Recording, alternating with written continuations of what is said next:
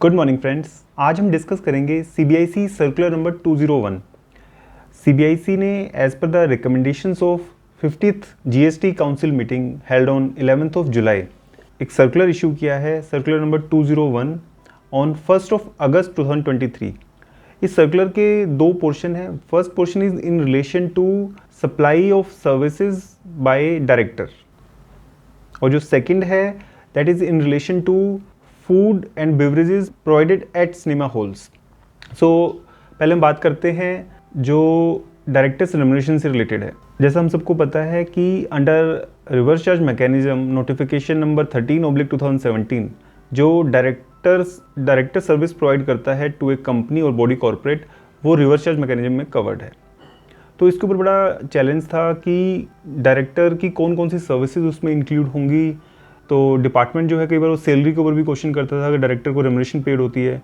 तो उसके बाद सीबीआईसी ने सर्कुलर नंबर 140 इशू किया 10th ऑफ जून 2020 को, जिसके अंदर उन्होंने क्लैरिफाई किया कि in case there is a employer employee relationship between the director and the company और जो सैलरी है या रेम्युनरेशन है उस पर टीडीएस की डिडक्शन हो रही है under section 192 of income tax act, तो उसके ऊपर रिवर्स चार्ज जो प्रोविजंस है वो अप्लीकेबल नहीं होंगे।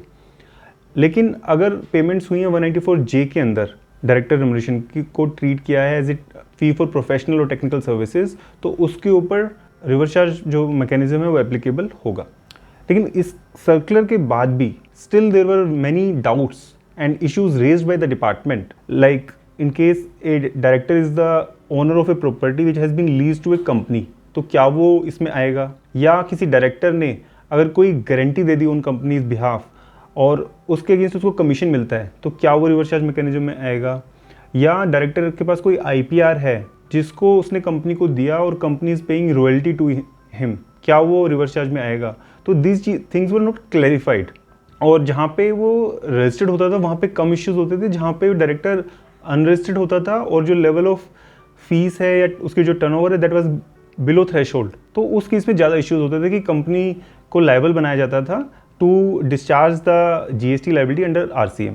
तो अब जो ये सर्कुलर है 201 ये क्लैरिफाई करता है कि जो भी सर्विसेज डायरेक्टर प्रोवाइड करता है इन हिज पर्सनल और प्राइवेट कैपेसिटी, यानी एक capacity other than the capacity of director.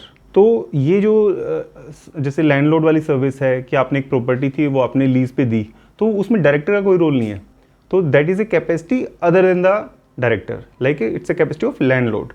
Similarly अगर आपके पास रॉयल्टी आपने चार्ज की है तो आप आईपीआर के होल्डर हो, that's why you are getting royalty, it's not because of being a director of a company. ऐसे ही जो आप अगर कोई टेक्निकल आपके पास कुछ है, नो हाउ है, वो आप कंपनी को देते हैं, उसके लिए आपको कंसिडरेशन मिलती है, तो वो भी एक सेपरेट हो जाएगा। और जो कमीशन है गारंटी के ऊपर, वो आप गारंटर बन रहे हो कंपनी के लिए, श्योरिटी बन रहे हो कंपनी के लिए, उसकी वजह से आपको वो कमीशन मिल रहा है, तो वो चीज़ें सब फॉरवर्ड चार्ज मैकेनिज्म के अंदर ही कवर होंगी, वो रिवर्स चार्ज मैकेनिज्म में कवर नहीं होंगी। ये सर्कुलर के बाद क्लियरली क्लैरिफाई हो गया है।